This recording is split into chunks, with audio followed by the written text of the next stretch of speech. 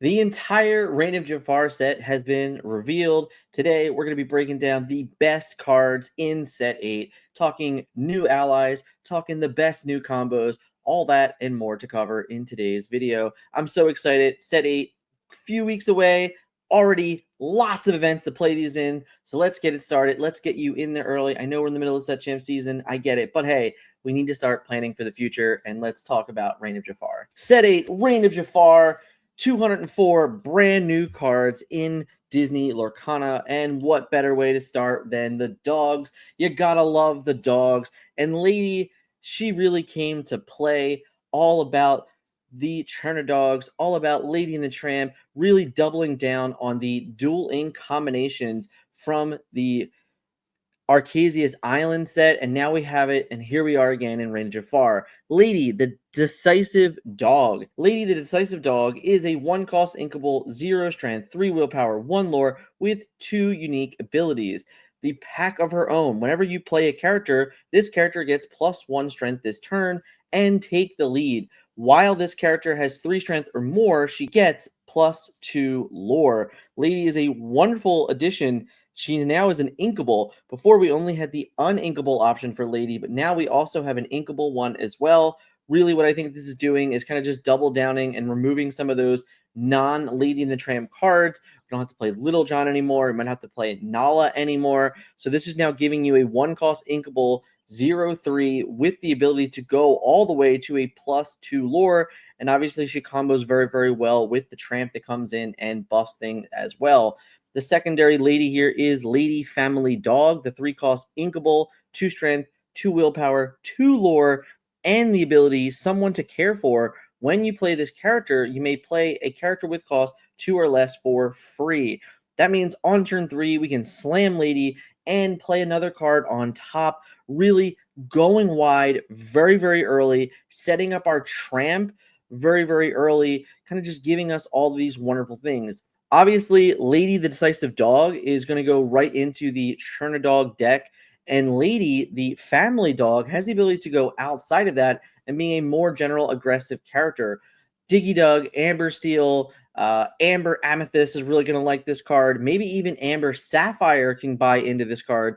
Lady, I think, is going to be a staple for all aggro decks to come. All in all, I think both of these new dogs are very phenomenal. I think they're some of the best cards in Reign of Jafar, and we're going to be seeing a ton of them on streams coming up for sure. Library for Dogs, Tramp. The Dapper Rascal is the 6-cost inkable, 2 strength, 8 willpower, 2 lore with shift 4 and the ability Play It Cool. During an opponent's turn, whenever one of your characters is banished, you may draw a card. That's right, this is an Emerald Amber library on a character with 2 lore, 8 willpower. Obviously, the 2 strength is a bit worrisome. This card can be Medusa. This card can be brawled, and that is something that we're going to have to pay attention to moving forward. But if we're being honest, those were already weaknesses of the deck, and this is really just leaning into a more double down effect on steel opponents. 8 willpower for shift 4 when we have a plethora amount of tramps to already be played. This card seems so good. It also gives us a way to get around those Be Prepared, to get around those Sisus. Before, we had to kind of sit back and really just hope our opponent didn't have them, and we were really susceptible to this board wipe. Now, with a card like Tramp, we are now double downing and being able to say, like, hey, if you have the board wipe, that's okay, because I'm just simply going to refill my hand and just really just start over again and double down on all the things that we were so very good at as well. I think Tramp, the Dapper Rascal, is going to be a card that's going to be an absolute threat for so many in the metagame. Ally support. I've said this over and over again. Some of my favorite things about the Duel Links in general was this, hey, here is what this is going to do. The designers really took their time and stated, you know, maybe people have been trying to do other things with this ink combination, and this is said for kind of all of them, and some of the other cards we're going to talk about very shortly here, but this really was a double down effect of saying, hey, Sapphire Steel is going to be about allies, and Jasmine, she is the queen of them. Jasmine, the steady strategist, is a 4-cost inkable, 2 strength, 5 willpower with 1 lore and the ability Shift 2, along with Always Planning. Whenever this character quests, look at the top 3 cards of your deck. you may reveal an ally character card and put it into your hand. Put the rest of the bottom of your deck in any order. Now, we did get a brand new one cost Jasmine as well. So now we have two individual one cost Sapphire Jasmines that we can shift onto on turn 2. We can go back to the times when the Queen was a wonderful shift to.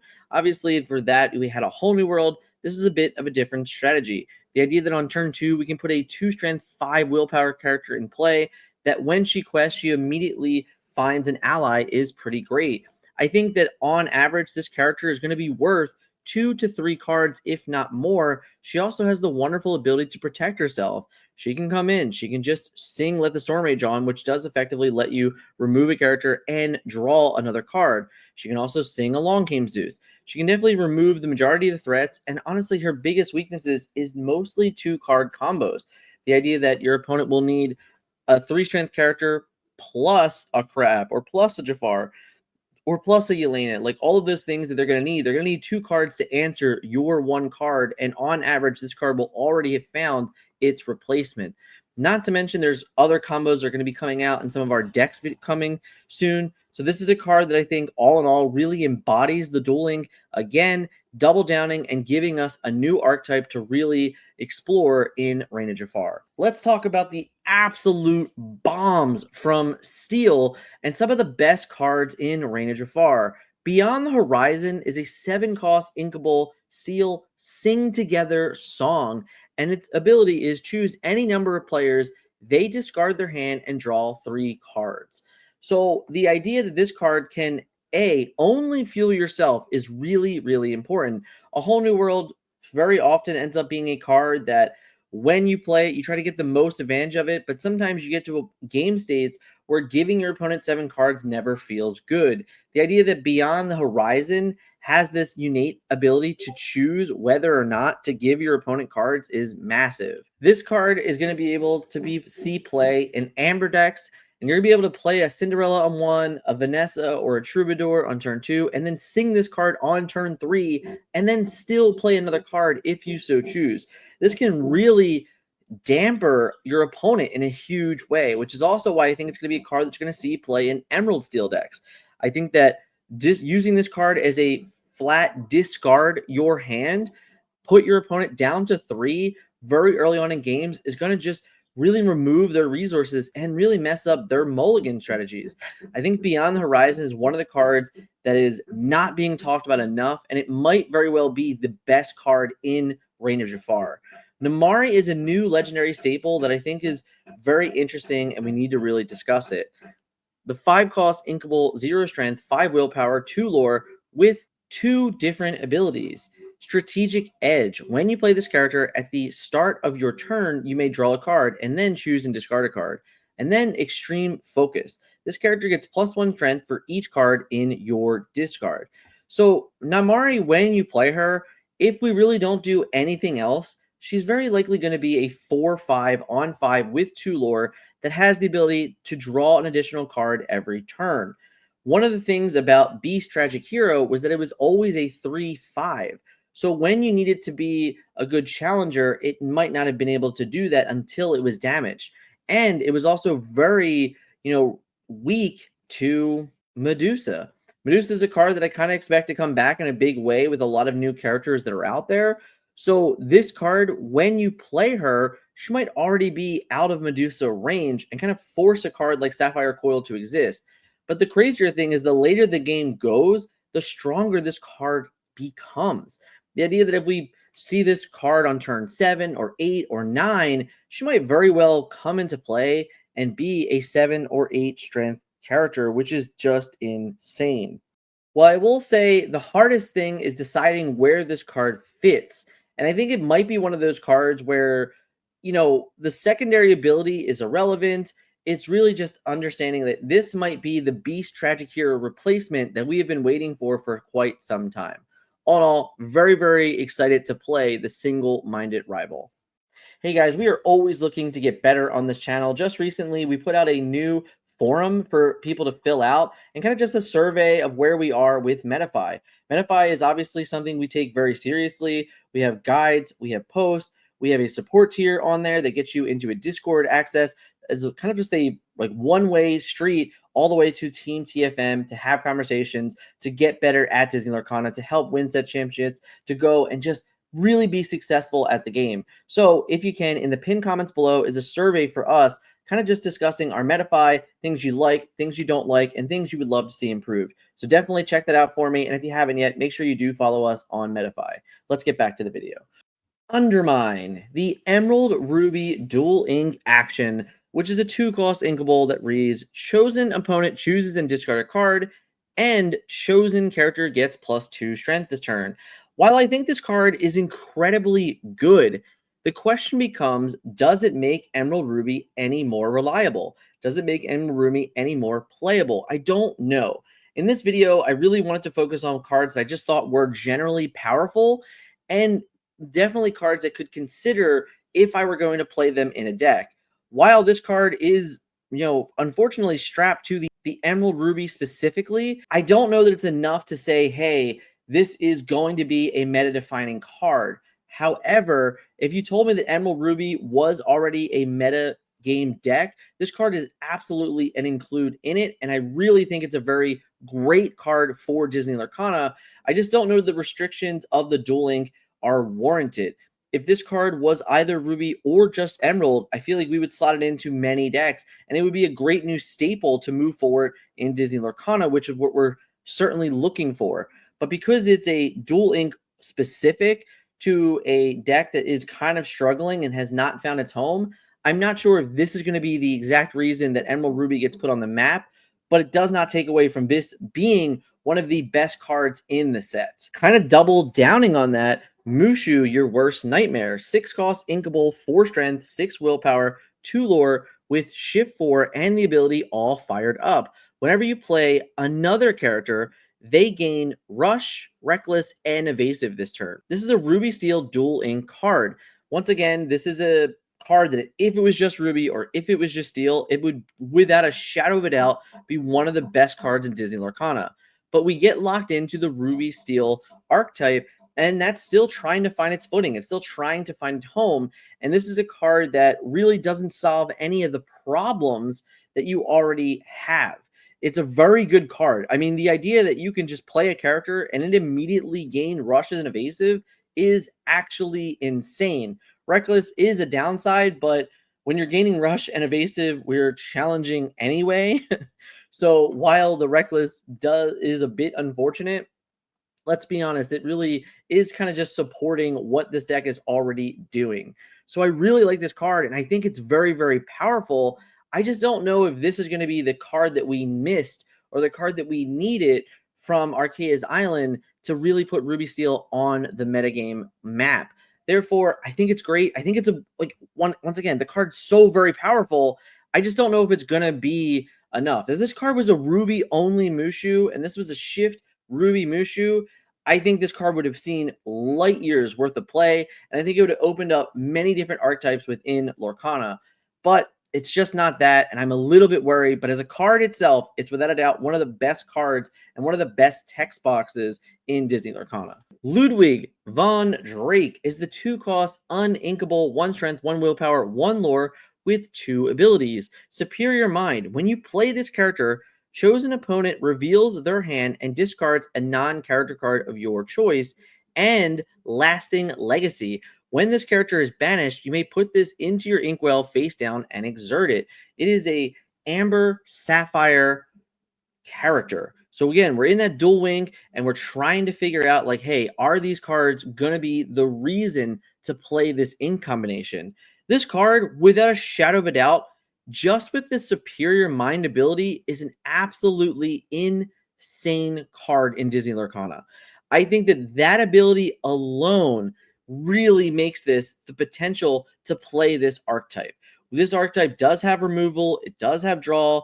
No, it doesn't have a massive board wipe, but it does have a lot of good ways to interact with the board. Adding on the fact that this is a 1 lore character that also becomes ink, we can play this in a mindset where we don't necessarily always have to play Sal the Azerite C or Tipo. We can just play this card on 2, get the information that's required, and then move forward in the game, hoping to get Lasting Legacy a bit later, but really just understanding that Superior Mind is an incredible ability.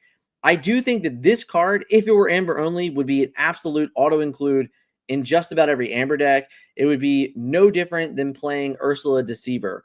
So this is one of those cards that I do think is going to be a reason, and it's going to really strike the creative minds to get in there and build Amber Sapphire decks. I think it's a very phenomenal card. It's very strong, very powerful, and it very well might be one of the best characters ever presented to Disney Lorcana. The dual restriction might keep it a bit handicapped, unfortunately. But all in all, I do love this card, and I think it's a character that Superior Mind, the ability of that card is just actually insane. The fact that there even is a Lasting Legacy to be had just double downs on the true power of this card at the cost of 2. Pull the lever. Obviously, this is the one card that makes a lot of sense, and it fits right into the discard decks that everyone already loves. The 3-cost inkable Amethyst Emerald dual action with the ability of choose one. Draw 2 cards, or each opponent chooses and discard a card. The idea that we can double down here, we can just draw 2 cards whenever we want. If your opponent doesn't have any cards in their hand, the later the game this goes, often, we play a card like Hypnotize, and it doesn't feel very good because you're not getting the full benefit of it. This card giving you a choice to gain the full benefit is massive. I think it also just fits right into the Diablo Prince John strategy that was already out there. I don't know if I want to go to the length of playing Wrong Lever as well. I think Wrong Lever might be too cute. I'm definitely open to exploring it early, playing Wrong Lever, playing Pull the Lever, trying to do this combo thing. I just worry that Wrong Lever, on average, ends up being a card that we don't actually want to play, and therefore just understanding that Pull the Lever is a good card on its own, and we don't really need Wrong Lever at all. All in all, I think this card absolutely just goes right into the strategy that was already created with Arcadia's Island, and I'm excited to see it in action. Get Out is the 6-cost uninkable Ruby Sapphire action. Banish chosen character, then return an item card from your discard to your hand. This is a card that I think is absolutely phenomenal. I really think it's Dragonfire on crack. And the idea that it fits right into a strategy that already loves it just seems perfect. The Maui Shark Tamatoa decks of just, ramp, play a bomb is just so good. The idea that you're going to have a new card to get back with Shark that's also going to get back your Popsicle feels so strong. The idea that you're going to be able to banish a character when necessary. You don't even need to worry about the item part, but a 6-cost, Dragonfire is kind of, obviously that extra ink matters, but when you get to, really say, hey, for 7, if this card costs 7, it theoretically will always replace itself because of getting cards back like Popsicle, among other really good options. I think Get Out is definitely a card that is not being talked about enough, and I think it's going to be an auto include as a 1, maybe a 2 of in Maui Shark decks. And of course, last but not least, Into the Unknown. That's right, the 3-cost inkable Amethyst Sapphire dual action song. Put chosen exerted character into its player's inkwell face down and exert it. This card is absolutely phenomenal. It's a card that we 100% wanted as Sapphire Amethyst players. It's huge, it's removal, it's cheap. While Let It Go is great, Into the Unknown is also great. It adds another layer, another song. We already have Belle being able to sing this song very easily. Plenty of other characters that get put into play on turn 4. Rabbit can sing the song. Goats can sing the song. Genies, when in doubt, can sing the song. I just think that there's everything about the song and more. It also adds another layer. The ability to play Elsa the Fifth Spirit on 5 can exert a problematic character that maybe Elsa couldn't remove, but now we can use another character to sing and immediately just Into the Unknown that card away. I think this is one of the most dominant cards to come out in the set. We're always looking for new removal, and we're always looking for new good songs. This is both, and perks. It's not steel. Oh my god, how hard was that, honestly?